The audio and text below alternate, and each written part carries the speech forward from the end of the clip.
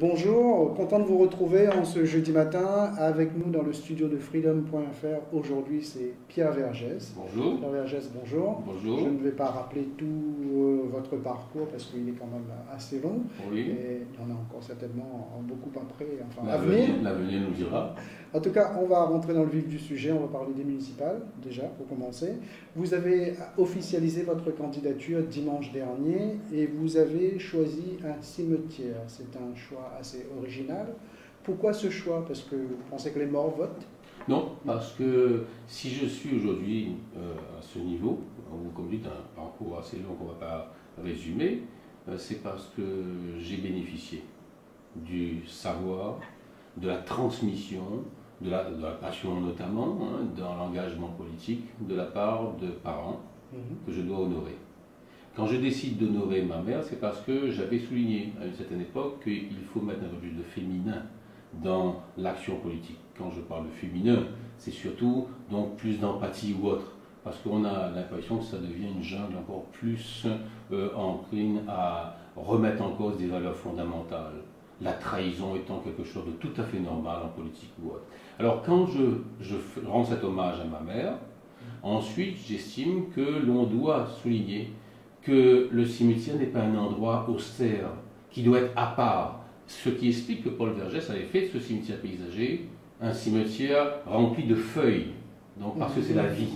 Et si on l'a fait sous le banyan, c'est parce que c'est un endroit mythique, qui a une signification forte, dans la mesure où cet arbre ne peut pas se déployer s'il ne s'appuie pas sur ses racines. Même s'il a un tronc exceptionnellement solide, ce qui explique que le message que l'on veut donner, c'est que la vie continue, mais n'oublions jamais notre passé. On a trop tendance à croire que l'avenir commence avec nous, surtout avec des jeunes qui ont eu la chance, par exemple, de faire des études grâce au sacrifice parfois de leurs aînés. On rappelle que vous avez choisi le cimetière paysager parce que votre maman y est, effectivement. Elle est décédée il y a 7 ans, c'est ça, Laurence Vergès. Oui.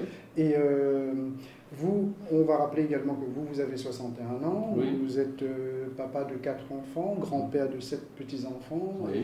Pourquoi ce choix de revenir en politique? Alors que vous avez pris vos distances, c'est en 2013, je crois. 2015. 2015, en fait, comme je vous l'ai souligné, et je sais que vous rencontrez beaucoup de gens aussi, donc vous n'avez plus peut-être le souvenir de cette rencontre que l'on a eue il y a près de 2 ans. Et je l'ai dit, et donc j'ai remarqué d'ailleurs que ce que j'avais passé comme message, ils sont d'actualité encore aujourd'hui, c'est donc cette constance qui m'anime. J'ai été sollicité par de nombreux porte-voix qui disaient: on a vraiment un sentiment que la ville part à la dérive, avec des clans, avec une division des personnes, avec un climat malsain. Les gens se sentent abandonnés et ils disent: je n'ai pas le droit, moi, de considérer que j'ai déjà accompli des choses sans doute et que maintenant je peux m'éloigner de la chose publique. J'ai dit à une condition, et je l'ai souligné dans l'interview que j'avais eue avec vous, c'est à la condition que l'on travaille collectivement, qu'il y ait des valeurs qui soient d'abord réaffirmées, parce qu'il y a des valeurs qui ont été remises en cause. Je l'ai souligné hier sur une onde donc concurrente. On est tous égaux, sauf qu'il y a certains qui sont plus égaux que d'autres, surtout quand ils deviennent élus. Et ça, j'ai dit... Égaux AUX ou égaux EGO? EGO aussi. Donc, mais tous étant ayant un égaux, certains y ont plus que d'autres. Donc pareil. Et donc, si vous voulez, il faut travailler collectivement et puis faire un projet. Et c'est la raison pour laquelle cette candidature n'a été annoncée qu'après avoir donc fait ce projet et travaillé, je l'avais dit, publiquement dans la transparence. Ce qui explique que sur Facebook d'abord, et ensuite ces vidéos, puisqu'on veut travailler dans une campagne 2.0, c'est-à-dire le moins de papier possible, sans oublier d'aller chez les gens porte à porte, faire du café, mais que les gens puissent dire: j'ai envie de vous voir, mais pas forcément quand vous venez me voir. Donc laissez-moi un outil.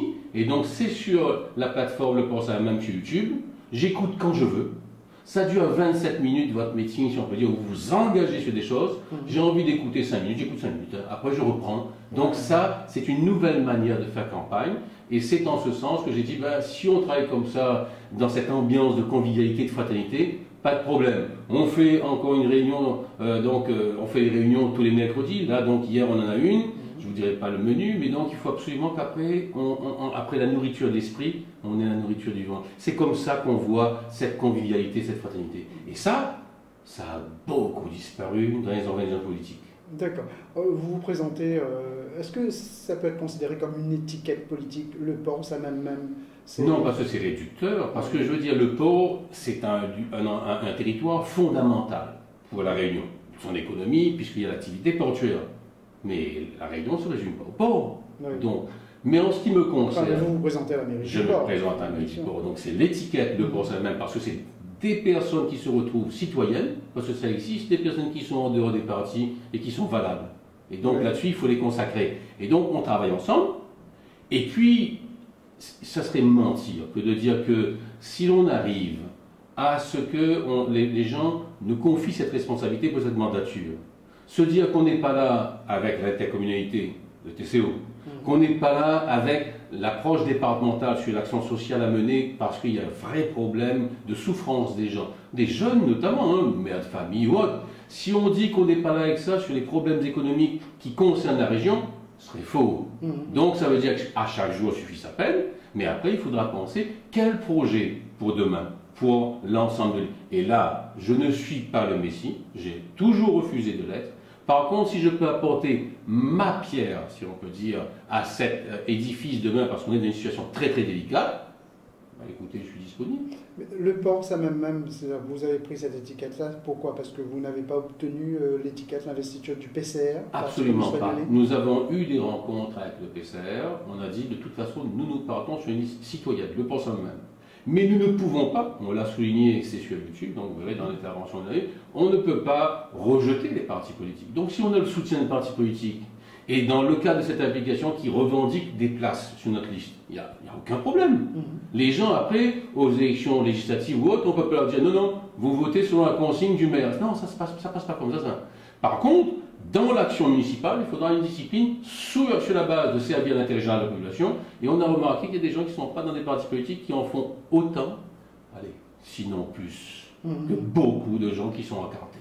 D'accord, mais on a noté par exemple dimanche dernier, lors de l'officialisation de votre candidature, la présence de Claude de Waro, mais on n'a pas vu Yvan Dejean, nouveau secrétaire général du PCR, on n'a pas vu même d'autres figures du PCR. Je ne sais pas, pourquoi dans votre question vous voulez souligner une incohérence dans le positionnement d'un parti. Moi, je pense que ça aurait été incohérent qu'ils viennent là après avoir apporté le soutien à une concurrente, Firoz Gador. Firoz Gador, ouais, voilà. Donc, à mon avis, en plus, Yvan Dejean se présente à Saint-Louis enfin pas contre, mais enfin, beaucoup de gens disent c'est pour finalement concurrencer Claude Waro. C'est le choix du Parti communiste réunionnais. Moi, comme j'ai dit, je ne souhaite pas qu'il y ait des obligations liées à des rapports de force, gauche, droite ou autre. À ma connaissance, il y a des personnes qui se présentent sous l'étiquette de gauche. Et qui pourtant ont dans leur mairie le souci constant de faire que n'importe qui, du plus jeune à la personne la plus âgée, elle soit surveillée par quelqu'un qui l'accompagne jusqu'au service municipal. Si c'est ça la maison du peuple, c'est pas en tout cas ma conception. Je reviens au PCA, vous pensez que le discrédit, ce sera plus pour le parti que pour vous? Parce que dans l'esprit des gens, on ne comprend pas très bien. Vous, Pierre Vergès, fils de Paul Vergès, qui est quand même le fondateur du Parti communiste réunionnais, il l'a créé en 1959. Vous avez été vous-même maire du port de 89 et membre du secrétariat du parti. Membre du secrétariat du parti. Vous avez pris le relais de votre papa donc à la mairie du port. Et puis aujourd'hui, il y a quelqu'un d'autre qui s'appelle Firoz Gador et qui a le soutien du PCR alors que vous vous présentez.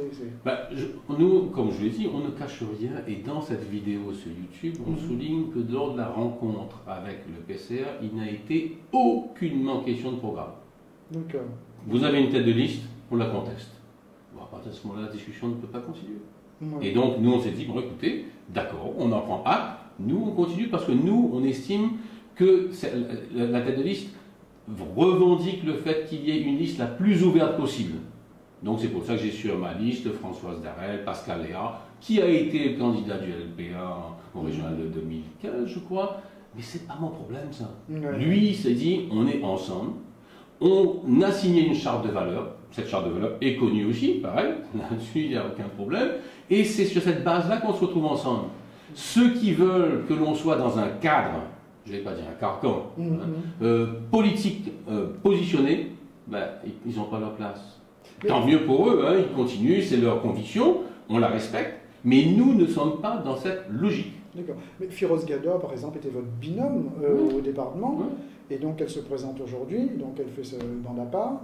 Et Hippolyte Henry, qui était conseiller départemental aussi, j'ai cru comprendre, parce que j'ai reçu un courrier de lecteur il n'y a pas longtemps, où il précise, il annonce qu'il va être plus du côté d'Olivier Hoareau, le maire sortant. Vous avez dit tout à l'heure que la seule condition c'était que vous vous présentez, mais à condition qu'il y ait un travail collectif, etc. Là c'est plutôt désuni, quoi. Ça dépend. Si on considère que personne, que tout le monde est irremplaçable, oui. Moi j'ai en tout cas des paramètres et un objectif. J'ai dit une équipe, un projet sur la base de charte de valeur et d'une méthode de travail collective. Il n'y a personne qui est plus, personne qui est moins. D'ailleurs on a mis en avant le port en moi-même. On n'a pas mis en avant mon ego, hein, mon nom, etc. Bon, moi, ça ne me gêne pas du tout, parce qu'on est une équipe. Quand Loulou Hippolyte, lors de réunion, nous dit que l'adversaire principal, c'est l'actuelle majorité, qu'il faut que Olivier Hoareau termine son mandat en 2020, et que dans le courrier dont vous parlez, il dit que je soutiendrai le candidat présenté par l'actuelle majorité, il y a des logiques que je ne comprends pas. Donc, si vous voulez, ça, c'est la haute politique, peut-être.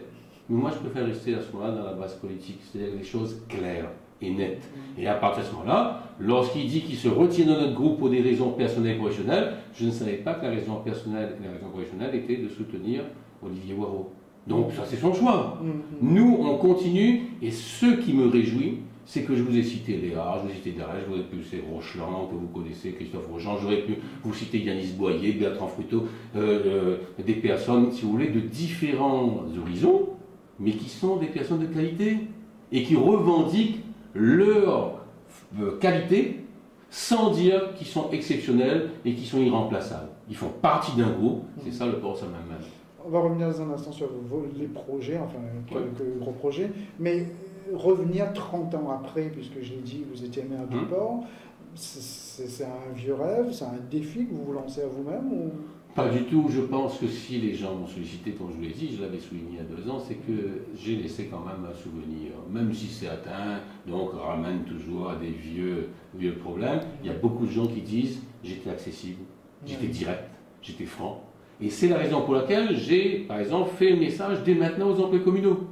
Parce qu'on n'est pas élu. Il ne faut pas faire la boue avant la pluie. Mais si nous sommes élus, l'emploi communal se dit oui, mais qu'est-ce qui va se passer pour moi? On l'a déjà dit, pas de chasse aux sorcières. On fait en sorte que les propositions des syndicats, à condition que ça soit agréé par les services, les chefs de service concernés, seront entérinées par le maire. Vous savez comment ça se passe aujourd'hui? Bon, je te donne 50, 100% de ta liste, hein, mais tu laisses le reste pour moi, parce que j'ai des copains à placer. Ça, fini ça. Et bien, si vous voulez, quand on dit ça avant, c'est clair, eux ils disent, au moins avec lui c'était clair. Et donc, c'est en ce sens que je reviens. Mais c'est parce que, au-delà du fait qu'à une époque, il y avait quand même des projets qui étaient lancés là, des manifestations, on a donc fait beaucoup de choses au port. Mais aujourd'hui, il y a une situation qui est beaucoup plus grave. Une jeunesse qui est vraiment en errance, des gens qui se sont abandonnés. Ce qui explique donc des orientations de notre programme d'accompagner les gens dans leur parcours de vie. Quand on demande à un marmaille de 3e d'aller faire un stage, puisque vous savez, c'est maintenant la panacée, ça. Mais comment voulez-vous qu'il aille demander un stage? Il est cuit. Si on ne l'aide pas, et ça, c'est le rôle de la municipalité. Quand un marmaille fait votre travail, alors des gens disent, oh là, un marmaille, le pauvre, etc. Souvent, c'est ça, il ne faut pas se le cacher. Et bien, hier, mardi, je rencontrais des chefs d'entreprise, et ils m'ont dit, si la mairie accompagne, là, oui, on sera plus rassuré, mais sinon, on n'a pas trop envie. Il faut renouer le dialogue entre, il y a un divorce. Et combien d'élus disent, pas mon problème, ça pas l'emploi ou autre, ça. Mais c'est un crime, je pense, que les élus ne tiennent pas compte de l'abandon dans lequel se sentent.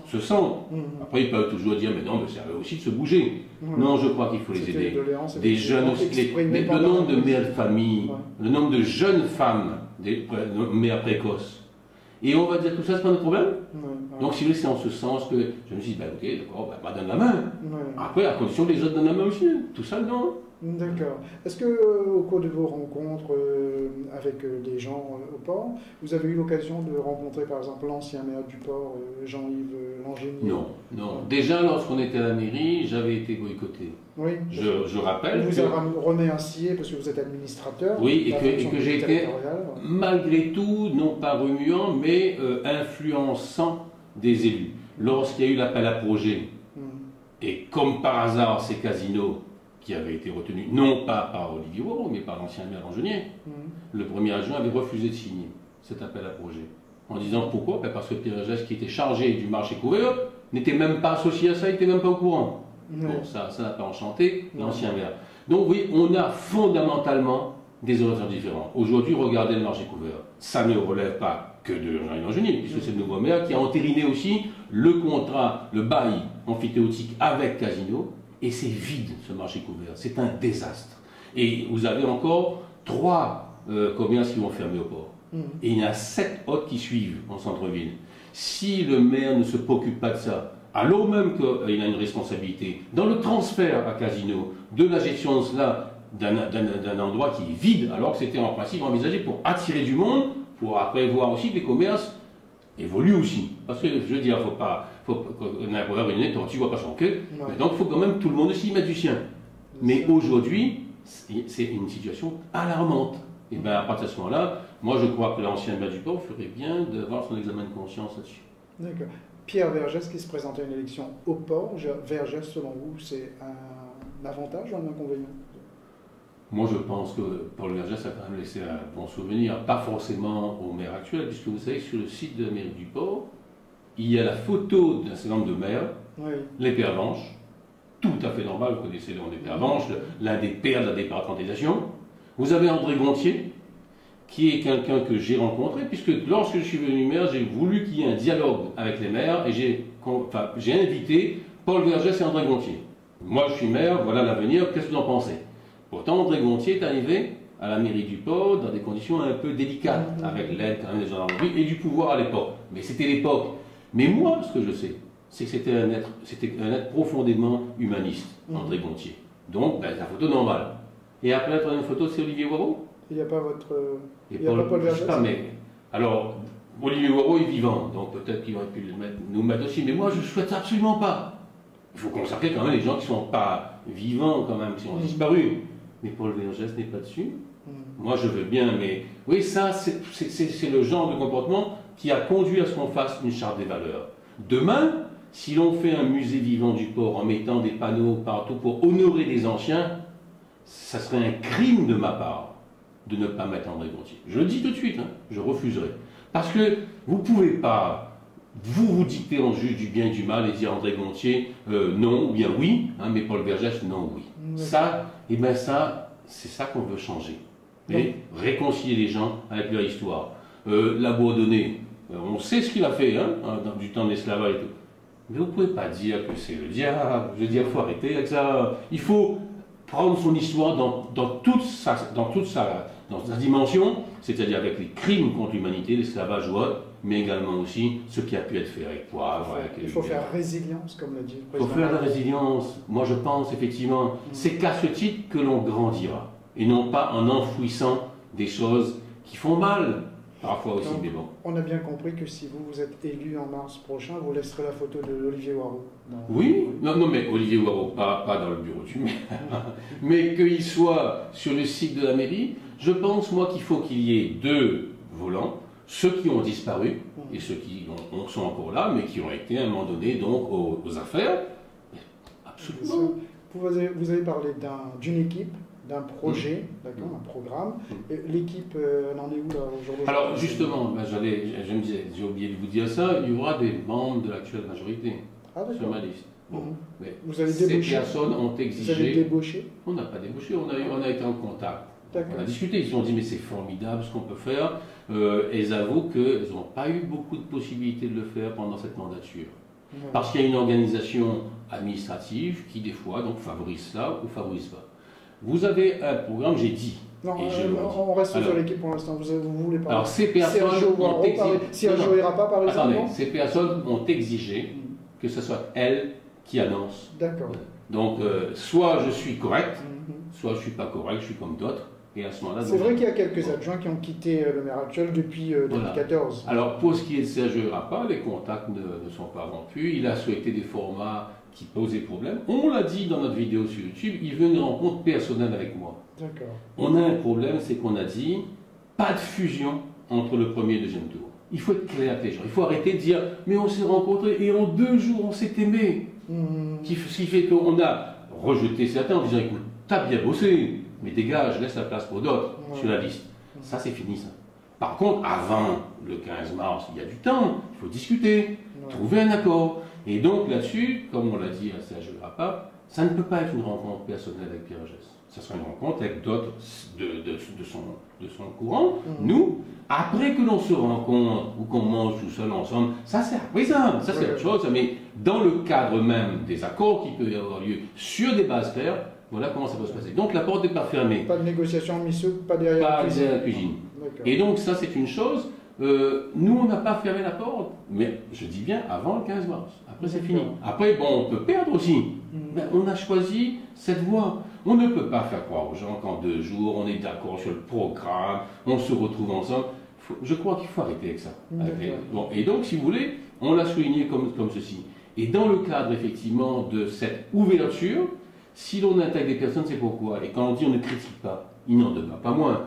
Que quand je dis que lorsqu'on doit être présent dans des services extérieurs, il est hors de question qu'un représentant de l'administration communale représente les élus. Ça, je le dis très clairement. Alors on me dit, oui, mais là où vous visez, ben, ça c'est qui se sent morveux se mouche, je dis. Mais en tout état de cause, que ce soit au TC ou ailleurs, jamais un administratif ou un membre de cabinet ne représentera un élu. Donc ça doit être clair. Il faut redonner à l'élu la responsabilité qui lui incombe. Maintenant, vous avez des administratifs qui travaillent aussi, qui doivent être respectés, comme on l'a dit dans le message. D'accord. Votre équipe gère sa constitution, elle est en bonne voie Oui, elle est en bonne voie, mais elle n'est pas achevée. Et ce qu'il y a, c'est qu'on a déjà discuté avec eux, on a dit, oublions pas la charte des valeurs. Il ne faut pas dire, ah oui, mais la dame, la 15e place, alors Mité espère être la 8e, tout ça. Pourquoi? Parce qu'on a déjà prévu dans notre programme que l'on ne réussira pas avec 30 élus, cadors comme on dit, ou cadoreux, puisqu'il y a des élus féminins. Bon. Si derrière il n'y a pas des gens qui travaillent parce qu'ils sont impliqués dans la vie associative, parce que c'est eux qui entraînent les petits boxeurs, c'est eux qui entraînent les marmailles pour le sport de combat, c'est eux qui entraînent aussi pour le sport des petits mots de enfin bref, je passe là-dessus. Tous ces gens-là ne sont pas reconnus à leur juste valeur. Eh bien, ils doivent être impliqués et on ne doit pas dire, voilà, on donne une subvention au gré de nos envies, telle année, puisque vous avez le principe de l'unité budgétaire. On ne peut pas aller forcément tout le temps au match dimanche et dire, allez, notre équipe, hein. Par contre, refuser donc la subvention qui leur est due pour la politique en faveur des jeunes. Alors moi, je ne veux plus ce système de faux semblants. Il faudra être clair, et ce qu'on prévoit, c'est la pluriannualité des subventions, ce qui n'est pas juridiquement légal, j'en conviens. Mais c'est un engagement public, donc moral. Les gens vont dire, vous c'est un targeur, si vous ne faites pas, vous ne respectez pas ça. Et donc là, les gens, quand ils travaillent dans les associations, ils disent, t'es d'accord, l'ami connaît, vous ça va. Et je sais qu'il y a des associations qui n'ont pas eu de subvention, parce qu'ils ont eu de subvention avec l'équipe municipale d'avant. Il nous reste un petit peu plus de 5 minutes pour parler du projet, mais ma question, je dois la poser différemment. Qu'est-ce qu'il a fait de bien depuis 2014, le maire en place? Moi, je ne suis pas là pour, comme j'ai dit, à part sur certaines attitudes, vous l'avez vu, pour vanter ou critiquer sa politique. Je sais qu'il y a des gens qui disent qu'il y a des manques criants. Mais je l'ai souligné aussi parce qu'il y a des gens qui se disent d'accord, mais il y a des projets qui ont été lancés. Nous avons dit publiquement, plateforme YouTube, le bon ça même, nous respecterons les projets engagés. Et s'il est possible pour nous de corriger ces projets en bien, ça sera en concertation avec la population pour qu'à ce moment-là, donc, on ne remette pas encore ces projets. Mais il y a des signes. Quand vous avez des opérations d'habitat où des gens se trouvent à 5 mètres parfois de distance de son vis-à-vis, moi, je veux bien qu'il y ait un problème de foncier, mais il y a un minimum quand même. Aujourd'hui, il ne faut plus dire, m'y habite dans tel endroit, il faut vraiment vivre ça. C'est-à-dire qu'il y a un épanouissement. Parce que bon marché coûte cher. Oui. Voilà. D'accord. Mais au niveau de la violence, par exemple, c'est vrai que jusqu'à maintenant, le port était toujours réputé d'être une ville assez violente, mais on sent ça s'est un peu calmé là depuis. Il y a peut-être un travail municipal qui a été fait? Ça dépend. Hein. Moi, je crois qu'il y a certaines choses, je ne vais pas les citer, qui ont défrayé la chronique il n'y a pas longtemps. Bref, et j'ai peur que ce ne soit pas fini. Ce qui explique que pour nous, on a des choix, par exemple, politique à faire et gouverner, c'est choisir. Vous savez qu'il y a eu la remise en cause des emplois jeunes et des contrats aidés, etc. Donc il y a eu une réduction de la voilure en ce qui concerne l'aide aux associations, notamment dans le domaine du périscolaire, des loisirs et autres. Et ben, à ne pas choisir de remettre en cause certaines choses pour se dire, ben, puisque l'État faillit à sa responsabilité, il faut à ce moment-là que nous, on comble ça. Et bien aujourd'hui, il y a combien de marmailles en errance? Et donc, quand vous dites qu'il n'y a pas de violence, moi je pense qu'elle couve, elle est latente. Non, je n'ai pas dit qu'il n'y a pas de violence, j'ai dit ça. Ça a beaucoup diminué. C'est une impression. Mais voilà, elle nous impressionne, comme disait la chanson. Mais donc, si vous voulez, moi ce que je dis, c'est que si l'on ne travaille pas à augmenter l'action en matière du périscolaire et tout l'accompagnement des marmailles, demain ça va être encore plus fort. D'accord, un petit peu de politique fiction. Ouais. J'ai imaginé que vous êtes élu en mars prochain. Quelle est la première action que vous engagez sur le port? Alors là, on l'a dit, au conseil municipal, il y a plusieurs choses. D'abord, la mise en place d'un conseil bagnant. Le conseil bagnant, c'est une sorte de comité économique et social, donc il va associer les personnes qui s'impliquent dans la vie de la cité, mais qui ne sont pas élues. Et ces personnes seront associées, un peu comme pour la région autre chose, en ayant un avis à donner sur comme un conseil consultatif. Quoi. Comme un conseil consultatif. Ce qui a émergé après la crise des Gilets jaunes. Oui, mais moi j'ai commencé les dialogues pour la ville avant les Gilets jaunes. Non pas pour dire qu'à ce moment-là j'ai la paternité, comme on dit c'est la plus grosse, etc. Hein, mais pour dire qu'il y a des choses qui ont été faites avant aussi, et ça c'est dans mon ADN. Deuxième chose, c'est une délibération consacrant l'acte 2 de la végétalisation du port. Le port ville verte et ombragée. Et dans ce cadre-là, il est hors de question qu'on dise bon, on va planter un pied de bois comme ça. Il y a donc à travailler sur les espèces endémiques et autres, la permaculture, de manière à ce qu'on dit ben, on n'arrose pas comme ça et puis on gaspille. Il y aura donc tout un travail à faire sur le problème de végétalisation et surtout, dans chaque quartier, un carré médicinal. Mais contrôlé, pas que n'importe qui vient prendre. Alors, par exemple, un petit quart d'heure heuristique, le zamal, ça peut avoir des effets thérapeutiques, mais c'est pas ça qu'on va planter. Mais je veux dire que ce soit femme, que ce soit d'autres plantes, etc. Il y a eu d'autres maires qui l'avaient proposé avant, par exemple le maire de Sainte-Rose, Bruno Mamandi. Oui, pourquoi pas. Mais bon, je ne suis pas Bruno Mamandi. Et donc, sur ce plan-là, ce que je peux dire, c'est qu'on va travailler avec des personnes extérieures au port. Parce que le port, ça même, ça ne veut pas dire le port, ça à nous. C'est pas une propriété, ça. Et donc, des personnes comme François Thibert ont annoncé qu'ils sont prêts à donner un coup de main pour ces carrés médicinaux, mais pour apprendre aux gens aussi d'agni plantes, ça faut que ça va quoi. Et donc, c'est cette transmission du savoir par quartier, pour que les gens s'approprient des choses simples, comme par exemple quand on va planter un peu partout des arbres de vie, comme le pied de mouroum. On va peut-être Moringa, c'est à la mode ça maintenant. Moringa, il y a beaucoup de protéines par exemple. Exactement, mais pour autant, les Réunionnais sont un peu comme on dit ça. C'est comme Jourdain qui fait la prose sans le savoir. Depuis le safran, gingembre, tout ça, etc. Le Réunionnais a de la richesse. Mais le Moringa proliféra, vraie médaille, mais il y a d'autres recettes. Et c'est à nous de transmettre ça, parce que le Réunionnais va dire ah mais tu ne connais pas ça, merci. Ou bien manioc aussi pareil, manioc on va dire comme ça sirop, ou bien manioc ou tomate. Mais il y a d'autres manières aussi. Donc c'est ça qu'on devra travailler. C'est l'éducation populaire et faire ensemble. Et là, je suis content parce que c'est pas moi, mais pas le meilleur là-dedans. Il gagne bon grain de sel là-dedans. Parce que cuisine autre chose, mais il y en a d'autres qui peuvent aider. Et c'est là où je suis content parce que ça veut dire qu'il y aura le partage du savoir. D'accord. Il nous reste 2 minutes, Pierre Vergès. On ne va plus parler du port, on aura l'occasion d'en reparler d'ici au 15 mars. Une question sur la région, parce que votre papa était président de région pendant longtemps, vous-même vous avez été vice-président de la région, et vous êtes venu du port de l'Ouest ce matin. Est-ce que vous avez bien roulé? Est-ce que vous regrettez Est-ce que vous regrettez la mort du tram-train? Ah ben c'est évident. Et je veux vous parler de la nouvelle route du littoral. J'avais été, moi, parce que j'aime beaucoup dans la communication, essayer de trouver de la symbolique. Vous avez vu, quand je parle de musée vivant ou autre chose, etc., les arbres qu'on va planter, c'est de mettre une carte, parce que le bagnon auprès du commissariat de police, qui ça plante ça? Il y a des jeunes qui ont planté ça qui étaient scolaires, avec Paul Vergès notamment, il y avait Paul Béranger à cette époque-là, zéro, on ne connaît pas. Je ne blâme pas Paul Vergès, mais il faut inscrire tout ça. Et donc, dans ce cadre-là, pour le tram-train, j'avais dit que c'était un accélérateur de développement. Parce que derrière le tram-train, c'est les immeubles, c'est les commerces, c'est le fait qu'à ce moment-là, il y a une plus grande animation la nuit, parce que quand le bouc finit de boire 2 coups, il ne prend pas la voiture, donc c'est tout ça. Bon, c'est sûr que c'est un drame. D'autant plus que moi, j'ai été chargé des cars jaunes. Il y a eu une augmentation importante, malgré les critiques sur les arrêts supprimés, de la fréquentation. Mais j'avais dit sur mon blog, j'ai arrêté en 2015 effectivement, mais c'est toujours d'actualité, j'avais dit on va vers l'impasse. Parce que s'il y a une augmentation de fréquentation et qu'on n'augmente pas le nombre de bus, ben on a les gens vont dire au Tépan, nous attaquer à nouveau dans les heures de pointe. Ça n'a pas manqué. Et aujourd'hui, le car jaune, ben, ça retombe dans des études. Et il faudra d'autres infrastructures. Et bien on voit Maurice qui fait son infrastructure, et nous non. Ben, c'est le drame. Un dernier petit mot sur la NRL alors ben, la NRL, c'est un problème majeur parce que l'orientation prise de la route digue va poser un problème dont ne mesurent pas les gens parce que les gens sont pris dans la difficulté quotidienne. On voit bien, j'ai les jeunes on ne pourra plus construire la Réunion dans quelques années si on fait la route digue. Je le dis, rendez-vous dans quelques années et après, le regret, comme dit Claude, c'est après la mort. Ça.